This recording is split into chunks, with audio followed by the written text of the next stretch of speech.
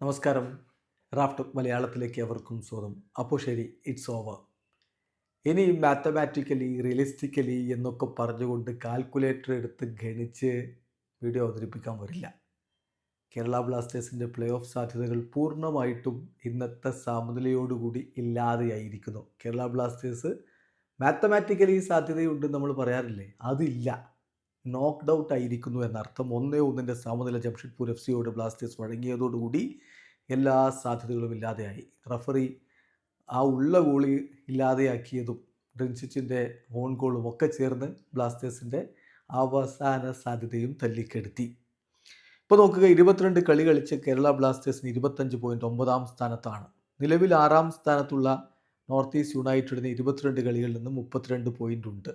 ഇനി കേരള ബ്ലാസ്റ്റേഴ്സിന് ശേഷിക്കുന്ന 2 കളികൾ ജയിക്കാൻ കഴിഞ്ഞു എന്ന് തന്നെ കരുതുക. മാക്സിമം 6 പോയിൻ്റേ ലഭിക്കുകയുള്ളൂ. അപ്പോൾ ബ്ലാസ്റ്റേഴ്സിന് മാക്സിമം ലഭ്യമാകുന്നത് 31 പോയിൻ്റ് ആയിരിക്കും. ഒരിക്കലും 32, ഇപ്പോൾ 6-ാം സ്ഥാനത്ത് നിൽക്കുന്ന ടീമിനോടൊപ്പം എത്താൻ കഴിയില്ല.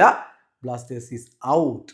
ഇനി പ്ലേ ഓഫ് സാധ്യതകളില്ല. ഇനി ആകെയുള്ളത് 2 കളികൾ.